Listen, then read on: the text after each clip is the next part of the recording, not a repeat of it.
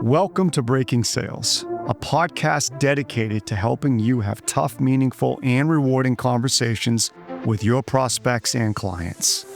In meaningful, what we mean is these are the conversations you truly feel like you are the prospect or client's conversational peer. There's no anxiousness or uncertainty holding you back. You feel a sense of calm and confidence in asking the tough questions. You're not thrown off by the bad news, and you expect the prospect to think about and invest into the conversation as much as you do. On Breaking Sales, we use the filter of psychology and innate human behavior to deconstruct the many misleading sales approaches that actually work against your efforts to build trust and close the business. Let's get started. After interviewing almost 100 top sales performers across multiple industries, Pam and I discovered something that will probably surprise you. The best closers aren't trying to close at all. Remember, your prospects have their own ABC. Avoid being closed. The harder you try to close, the more they resist. It's a game you can't win using the old playbook. Top sales performers have mastered 4 key skills that make prospects want to move forward. Skills that have nothing to do with pressure and everything to do with patience and psychology. In a summary, those 4 skills are: become a conversational peer, remove your urgency and remain patient with the conversation, focus on facilitating the dialogue versus sharing expertise, help the prospect identify their own decision hurdles. We will go into all 4 of these in great detail. In part 1, we did reveal why traditional closing fails and the 3 stages prospects go through when debating change. Now we're sharing exactly what separates the top 10% from everyone else. These aren't techniques you can fake. They're fundamental shifts that transform how prospects experience the conversations that you have with them. If you're ready to close more deals by serving your prospects better, listen in. Let's go.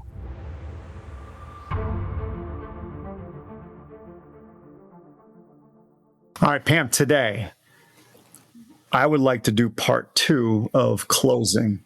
Okay, I'm ready. Yeah. Okay, so let's go through together these major closing skills. Now I'm going to tell our audience this. So if you recall from the previous episode, and that was closing part 1, we talked about part 2.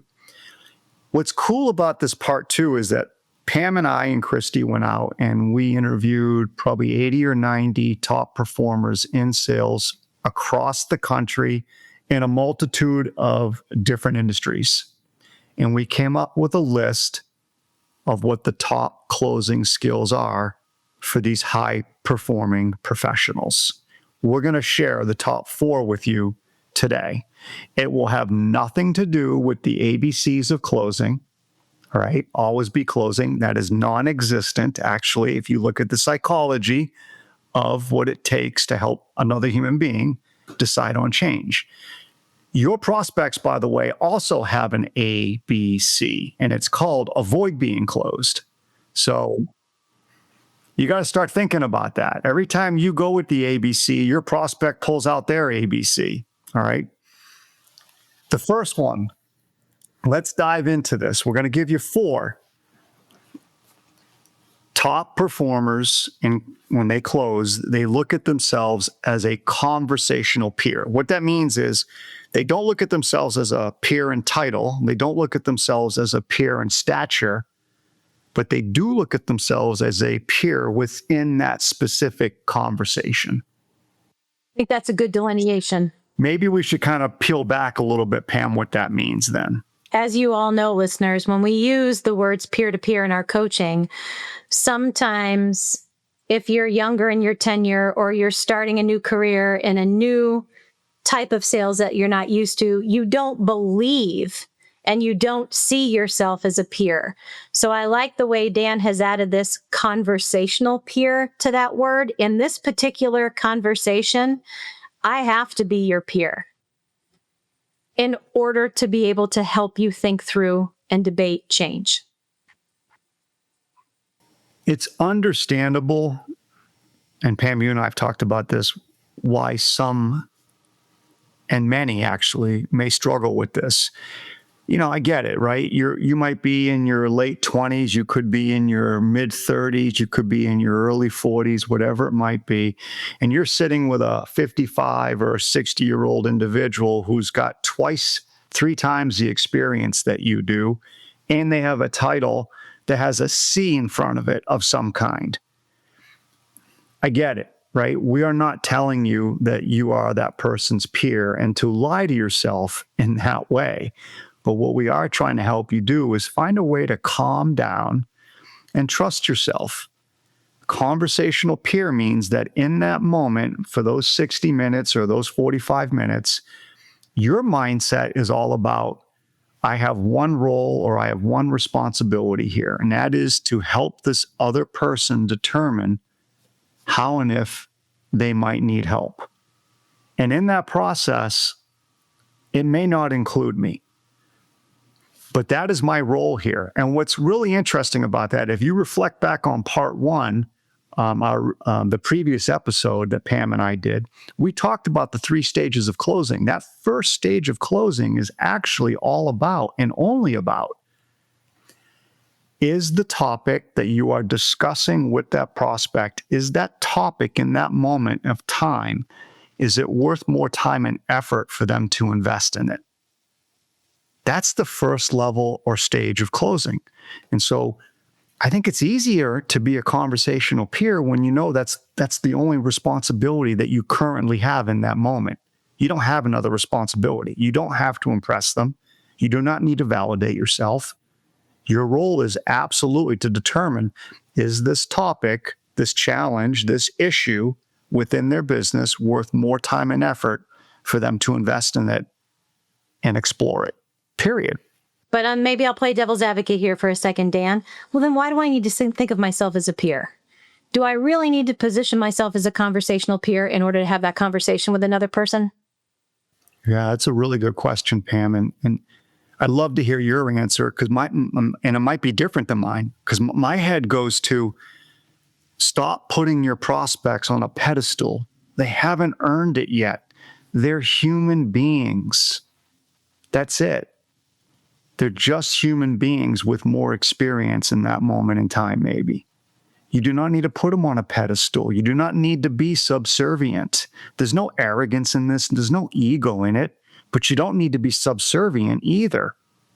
You are having a discussion in 60 minutes of your time, your life, as well as the other person's. Your 60 minutes is not less valuable than the other person's 60 minutes. Absolutely. And Dan, you and I walk into rooms every single day where people who are far smarter than we are, far like the level of responsibility and what they do for a living, we could easily say, oh my gosh, I'm not their peer. And it doesn't have anything to do with that at all. It's our mutual time is extremely valuable. And I have one intent with this conversation. That's it. And if I don't think of myself as a peer in that moment, I will waste both of our times in this discussion. That's very, very good. And I love that, because you're right. You will waste both of your times. It's mutual. You're wasting your own and theirs. Got it. So let's go to number 2, Pam. I love this. I love this one. I had no idea that this one was going to be in the top 5.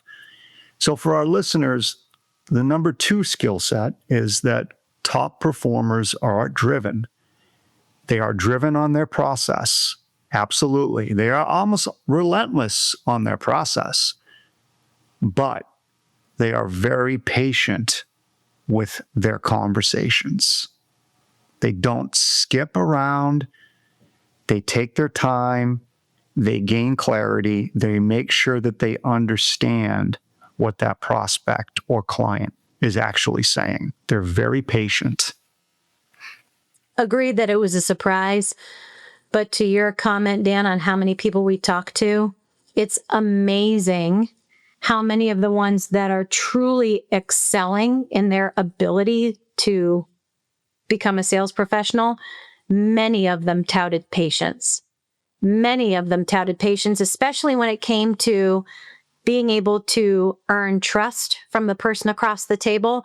One said it really well. The minute someone feels this level of impatience in a conversation, they start to really know this is a lot more about you as the sales professional than it is about me and whether or not this is the right decision for our organization. And I liked the way he phrased that. I do. I like that a lot. That's well done. When I think about, and Pam, you and I talked about this in part one, the 3 stages that we look at from a closing perspective. You have to be patient in those 3 stages. So to remind our audience, our listeners, stage 1 of closing is really all about helping that prospect determine, is this worth their time and effort? Has nothing to do with you yet. Stage 2 is helping that prospect identify hurdles that they might face in pursuing a change, what those things might look like. Stage 3 is, should the solution or the outcome include you? And most professionals jump to stage 3 all the time. There's a lack of patience. Even if they get stage 1, they'll still jump to stage 3 and they forget stage 2, which is, are there going to be hurdles if this decision maker decides that they want to make a change? Can we even do this? Can we realistically make this decision? Yeah, I have a great story. So I was talking to a sales professional earlier this week, and they had this example come up where they got connected to a CFO. That CFO had just made a change to a different provider in their particular space a year ago. The sales professional met with the CFO. They hit it off. Our client, this professional, asked some really good questions. Did you get what you want from the change? If not, what happened? They asked good questions about, what are your other options? Is this worth looking into again? Is it worth just leaving it alone? What do you risk? What do you gain? All stage 1, right? But what this particular sales professional did, Pam, it was excellent, is that they understood, wait a minute, the CFO already went to the board a year ago and promoted this change to a different vendor. Are they really going to want to go back to the board 1 year later and pursue and suggest or recommend another change? How is that going to look on the CFO? So the sales professional, what did they do? They started asking questions. They literally started asking questions to the CFO. If you go back to the board with a different recommendation than where you are today, what happens? What are the consequences? How's the board going to feel about that? How are you going to feel about that? In essence, are you going back to the board and are you admitting a mistake? How will that be perceived? And went on with their questions, which was brilliant in the moment. The CFO actually said, you know what, you're asking a lot of good questions. I don't know if I'm actually ready for that. I need to slow this down maybe then. And so they both agreed to slow it down a little bit and start thinking about what would the ramifications be if the CFO went back and said or recommended a different change. And the other thing I want to remind the listeners is your urgency is irrelevant. And that's why I love the idea of be patient with your conversations. So, Exactly. Well said. Number 3, Pam, you and I have been talking about this for years. Top performers focus on shepherding or facilitating a dialogue, a conversation, versus having to have all the answers. And it's funny, Dan, not everybody agrees with this one. They do. Then there's a lot of people out there that truly believe I need to be walking into every conversation with every single answer. And so it was refreshing. Again, the folks that are very good at closing deals understand it's not my job to have all the answers, not whatsoever, because my job is to facilitate that dialogue to help you identify whether or not you have the answers. It's not about me having the answers. I have a good example of that, Pam. I think this week was the week of discussing or dissecting deals that were on the fence of closing, because this other conversation happened this week as well. So I'm talking to a commercial real estate expert, and he's got a really good story to tell, this prospect. And in his story, he's got several factors that align very accurately with the other prospect that he's sitting in front of talking to. What he did, though, was patient. And what he did was he facilitated. So instead of coming out of the gate with these particular examples of how he knows he can help this prospect, he slowed down and he shared an example that might resonate with the prospect. One example of what he's done for another client. And now he's sharing that example with this current prospect. He shares the one example, but then what he does is he starts asking questions. He asks, does this example resonate in your business? He asked questions about, if it does, can you share more? If it doesn't, can you share? How would that play out in your business? What would you guys risk in doing something like that? What would you guys gain?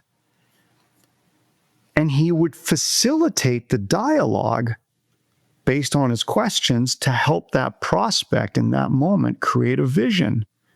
Does this particular solution, does this particular benefit, this particular platform or technology or process, does it matter to me as the prospect? And he was able to do that through his questions, and those questions helped that prospect create a vision. And he did that throughout the meeting in multiple different examples. So what did he do?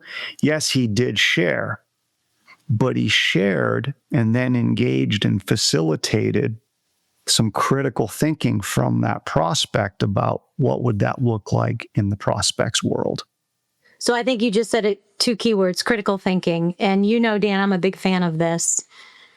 At some point in time, our role goes from learning and absorbing information so we can understand the perceptions of our prospects to, I have to facilitate a dialogue that helps you do the critical thinking necessary. And this one, to me, number 3, focus on shepherding a dialogue versus always having the answers, is all about my role is to ask critical thinking questions. I'm even, Dan and I talk all the time. We still have prospect meetings a lot. And I'm practicing my upfront agreement. For those of you that know that terminology, I'm trying to let my prospects, Dan, know, I know you don't necessarily see this as my role today, but here is my role today. And here's why this is my role today. And I'm trying to set it up because I know what they're expecting. They're expecting me to have all the answers. They're expecting me to tell them why Lappin 180 is going to take them to new heights. They're expecting that. And so I'm trying to say, my job today is to simply ask you a lot of questions to help you think through this. And I know that's not what you're expecting from my role, but I want you to know it's the role I'm going to play today. This is one of my favorites. I've actually heard you do that. And it's very effective. It's ironically extremely peer-to-peer. And it's a big one for me. Yeah, and what you're doing serves the prospect or the client who's sitting across from you. Glad this one made the list. That's a good example. So we'll go to number 4. Number 4, last but not least, number 4. You've heard us talk about this in part one, and we are obviously talking about it again, closing part two. You've heard us talk about it already in this conversation, and that is identify hurdles to the decision early. Pam, you've got plenty of examples of this, I know, in the work that you've done. And so you want to kind of explain to the listeners what this means? Dan's example was a really good example of how you have to help them think through hurdles. In the moment, as human beings, it's very difficult for us to take our blinders off. We're looking and seeing what's right in front of us. We're in the moment, folks, and we need somebody to help us kind of take those blinders off and think forward to, all right, in the sequence of conversations that's going to happen, if this is a decision that's actually going to come to fruition in my organization, there's not just this conversation today.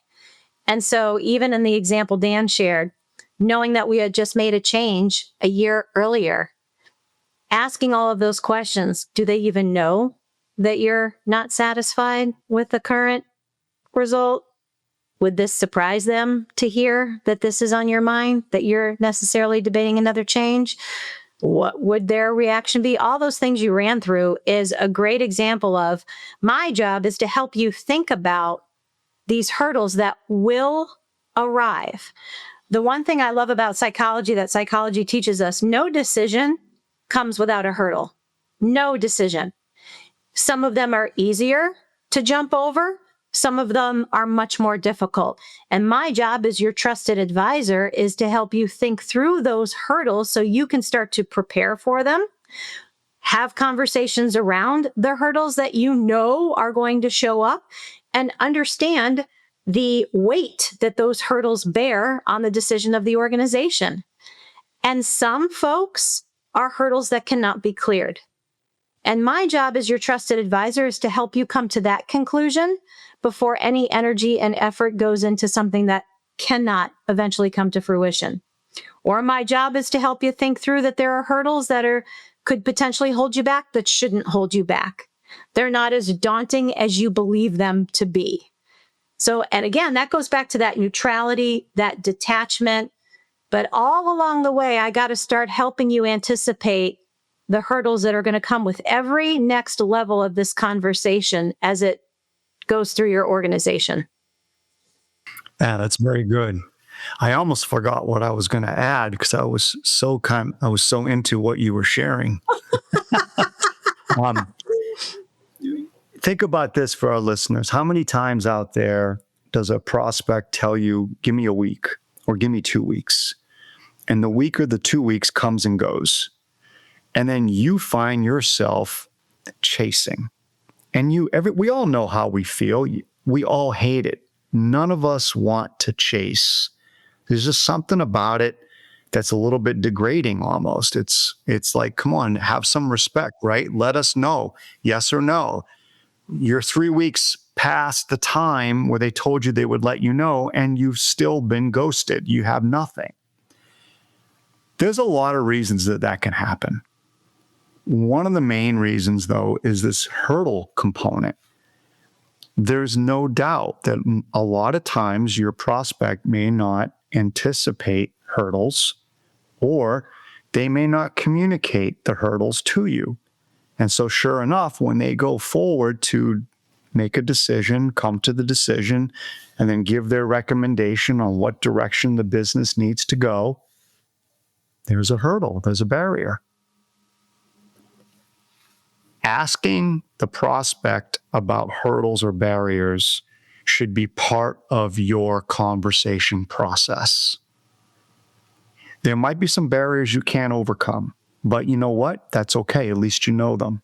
But there will be some barriers that you might be able to overcome.